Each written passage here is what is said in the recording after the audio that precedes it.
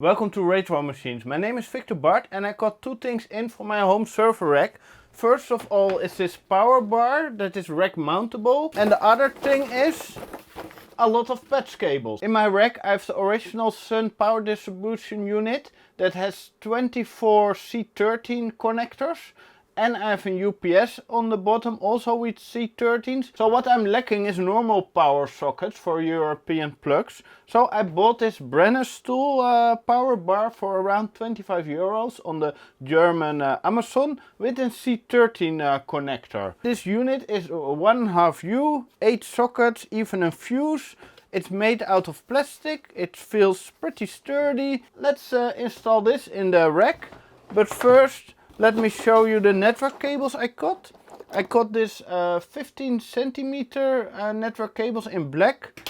And I was thinking I ordered also red ones, 15 centimeter, but I made a mistake. So now I ordered 25 centimeter red ones. They are a little bit longer, but that's not a big issue. And they are just cut 5. It's just gigabit what I'm running over it. And it was 15 centimeter cables for €6 something, and I will link both the cables and the power bar in the description with Amazon affiliated links. So if you want to buy them, you can use my link. I get a little bit of money for it and it won't cost you extra. So in my rack I already installed the new patch cables. In the configuration that is right now, the 15 centimeter is yeah, just long enough. So probably I'm gonna rearrange this part of the rack to make the cable runs better and maybe have the patch panel on top of under my switch instead of this cable management module in between. So the power bar that I'm using now is this one, a really cheap one, and I replaced the cable so it's a C13. So let's install the new power bar under here so I can connect the power cable to the UPS directly. To make some room in the server rack to install the new power bar, I need to move out the Apple X-Fire a bit. X-Serve. This is a Sunfire and this is an X-Serve. Don't mix them up. And this one is now just lying on top of it. But probably I'm gonna remove this from my rack because the 4U here, I think I'm gonna pick up another system today for it. Let's first install the power bar.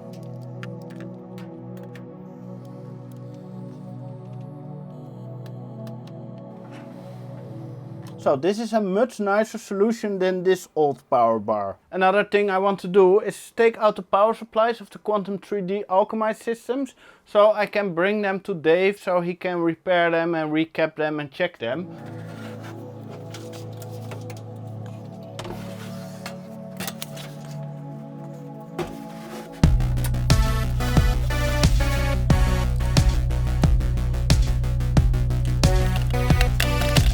Now comes the tricky part, because there is a big black cable here that goes to the front buttons and that is completely built in.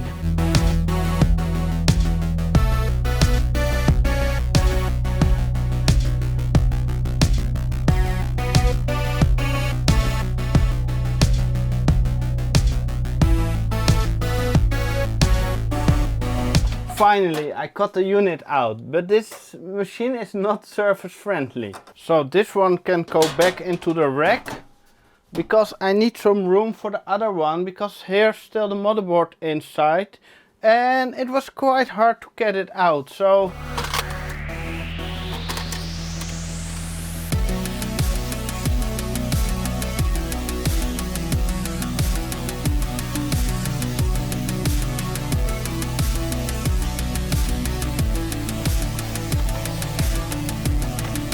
I have now 4 Quantum3D power supplies on the workbench, and the 5th one is already by Dave and repaired. There's a difference between the power supplies, because these are the 175 watt power supplies and these are the 275 watt power supplies. And that wattage is not the Quantum3D connectors, but the normal motherboard connectors and the normal SATA connectors that are rated that wattage.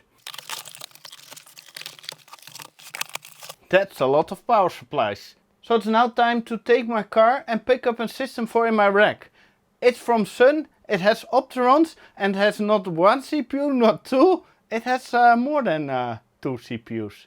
So be right back. So I picked up the server for in my rack, but it's dark outside and in my car, so I can't show it to you. I will do that in the studio. But I'm by Dave now because he repaired my power supply for the Quantum3D system. Look, Victor, here he is.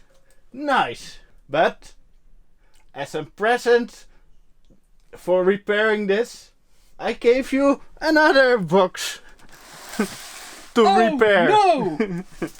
No more again! 4 pieces! Yeah, that are 4 other Quantum3D power supplies, and Dave will repair them. So, Dave, very big thank you. As soon as possible. And I found something for you, Victor, last week. Look what I've got here. I know you were searching for an SCSI bay. Yeah, for the Quantum3D system. Yes. In black. In black. Is it very black? Yes, it is. Now we can look if it is the right one for you. I will take it out for a good look. Yes. Why not? And there's a hard drive inside actually. Who knows what nice software we've got here. Software. Or a picture collection. Picture collector of software, not hard. It looks like 50 pin. Maybe, yes. Maybe, yeah. I think it's 50 pin. There is no converter in it. Take it out. So it's almost the right one. Even this is locked. This is very locked. But don't break it. No. Probably if I remove all the PCBs, I can just route the connector through it and then still have the look of the hot swap bay. Yeah. 50 pin hard drives are hard to find these days. So now we can find it on eBay. Yep. Maybe. I think I have a problem. I need to stop buying servers online. I bought this Sun X4600 M2. Yeah. So let's open it. It's quite a powerful machine. And where I picked it up, the guy had more systems but smaller. This one is quite big. And he also had a really nice PDP-11 and punch card machines. He had quite a collection. What did I buy? Let's take the camera closer and do a short overview. The system has 4 SAS drives here, 72 and 143 gigabyte. Really big fans here. That is quite an airflow. On the back we have VGA serial port, a management port, USB and network ports, 4 power supplies, 950 watt each. We have quite a lot of expansion with PCIe and PCI X. The server is from 2008. And yeah, we have 64 memory banks and 8 CPUs. Yeah. Why the hell did I buy this machine? Because it has some really epic hardware. This system is really power hungry, so let's get serious with the power delivery. I have this awesome data protector with a lot of C13s. Let's connect it directly to the wall, but I will use a power meter so we can see how much power the system eats up. Let's start connecting cables. So let's close the cover, because you should never run a system like this without a cover, because you need to have the airflow correct, otherwise you will damage your hardware. So let's see what happens.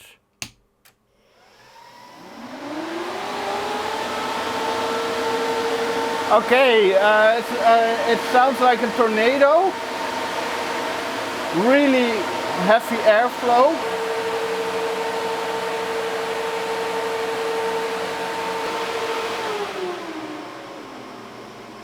Okay, that's better. It probably will take a while before we get a display.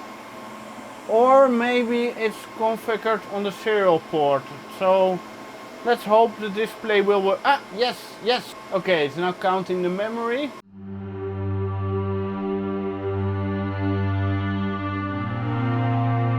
We have Opteron 822020s running at 3 GHz LSI from the SAS controller, and right now it's using 500 watts from the wall. It detected 16 GB and probably only one CPU module. Let's see if we can get into a BIOS or something. I'm not sure if this has a normal BIOS. Ah, entering setup. Yes.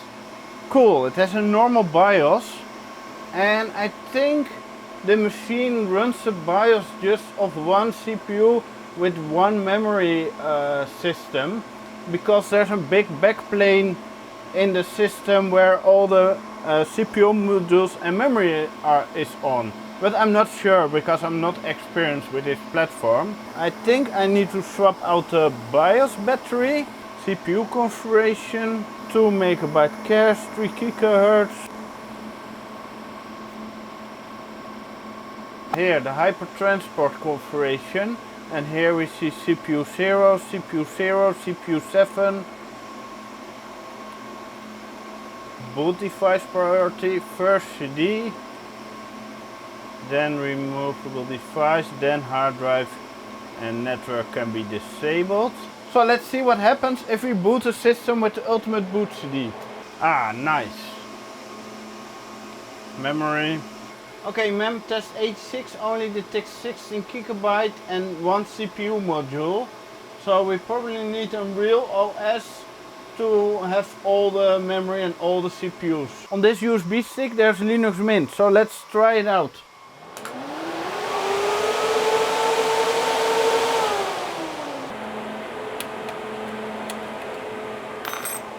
I have an issue, it won't eject the CD. It doesn't boot from a USB stick. It has booted CentOS, which was already on the hard drive. But let's figure out why it doesn't boot from the USB stick and why the CD is not ejecting. I found out why the DVD player is not ejecting. The eject button is here on the front panel, but here on the drive. So probably they replaced the drive someday. Let's test it out without this front panel. I did a BIOS reset and it's now booting from USB drive.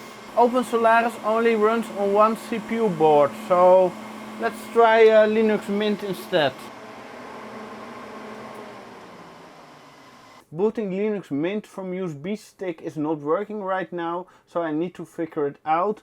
And the machine is also more of a challenge than like a normal dual CPU system. It will be really interesting to get this system up and running. Maybe the easiest thing to get this system up and running is just burn a DVD, because the DVD player is working in this system. I changed the BIOS battery, and this to 15,000 RPM drives I put in RAID 1, and also the 140 GB drives I put in RAID 1.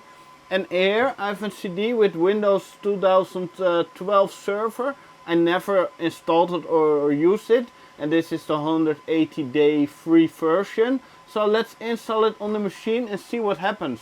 And the system comes even with a CD holder.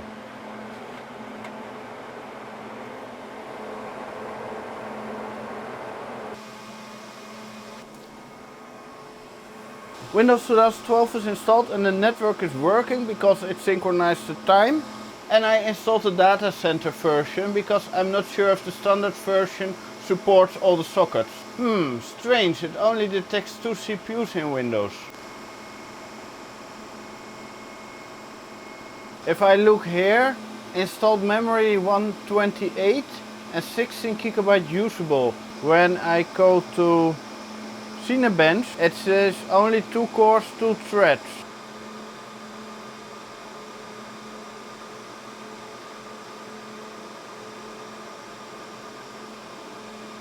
Let's try out Debian and see if it sees all the CPUs.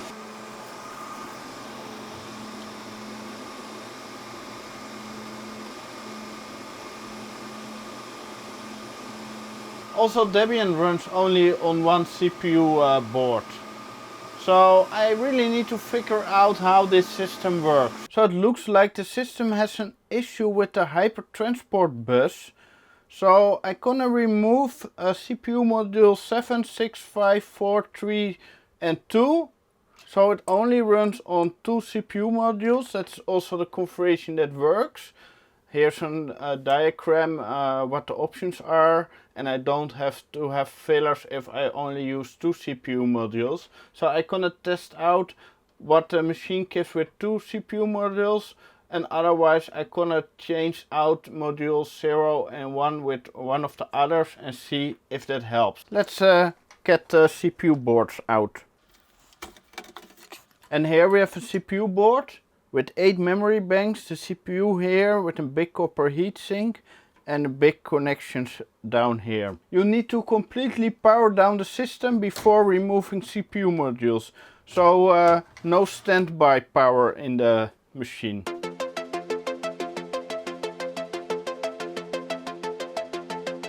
All the CPU boards are out and we have really big connectors here on the PCB.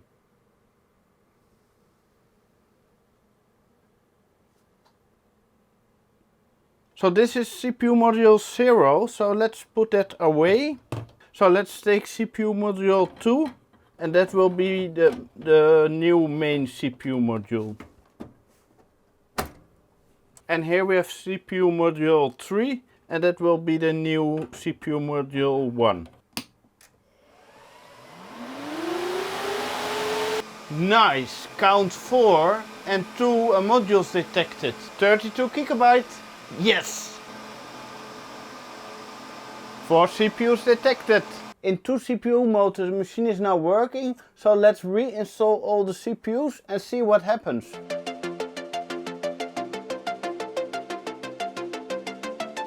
2 CPUs detected.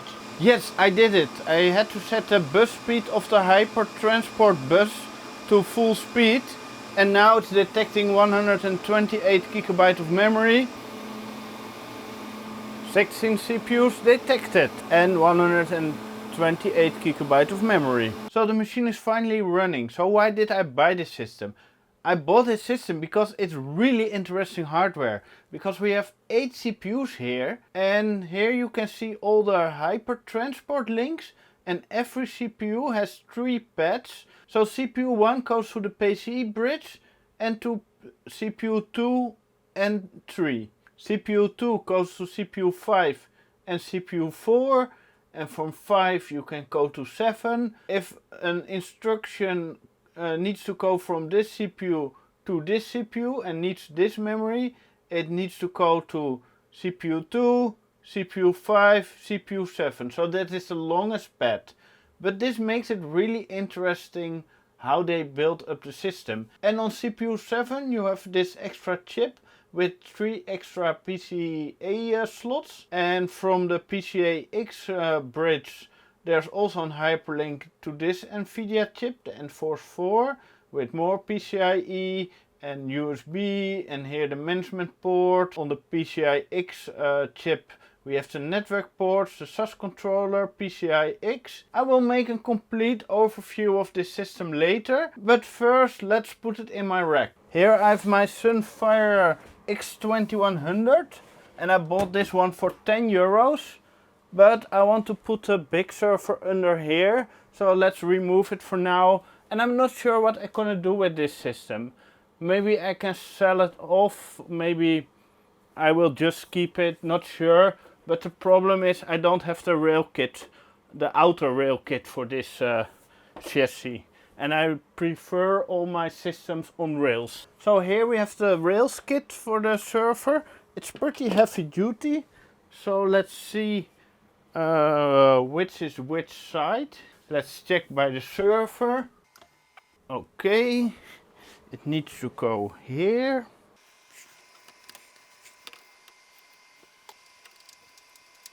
To be honest, I think they are exactly the same.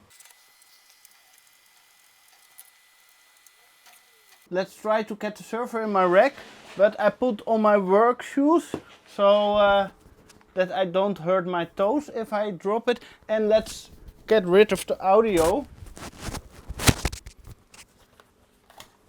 so the cable won't tangle up and get damaged. But we can put the microphone here in the server rack. Good morning and welcome to the Black Mesa Transit System. This automated train is provided for the security and convenience of the Black Mesa Research Facility personnel.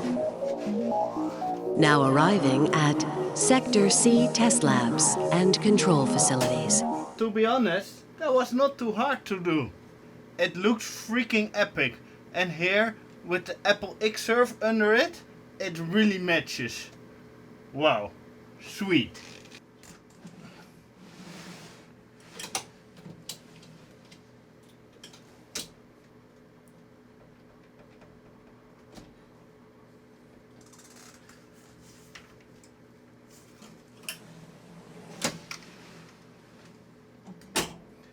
This is a really nice rail kit.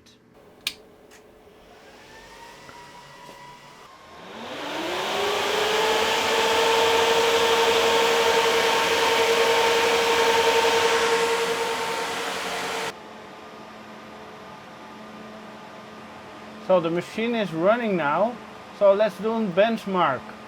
And if we go to the task manager, to the CPUs, we can see we have 16 cores running at 3 GHz right now and 120 GB of memory, so everything is detected. I apologize, Mr. Freeman, but I couldn't risk opening that door until I was sure you had scoured the area. This is the last entrance to the Lambda complex. Every other has been sealed off to contain the invasion. When we realized that you might actually make it here, we drew straws to see who should stay behind to let you through. Obviously, I drew the short one. My colleagues are waiting at the tip of the Lambda reactor. Waiting for you, I mean. Right now it's using 1070 watt. The reactor is shut down right now, but you can activate it on your way up. You'll have to flood the core anyway to get into the teleportation labs. You're not authorized to know about those. But I can see you already know a great deal more than any one man is supposed to.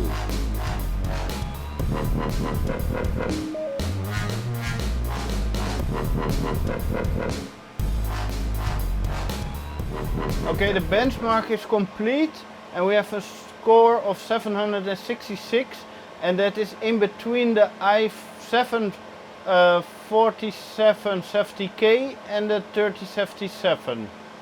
And this is a DDR4 machine and this is a DDR3 machine.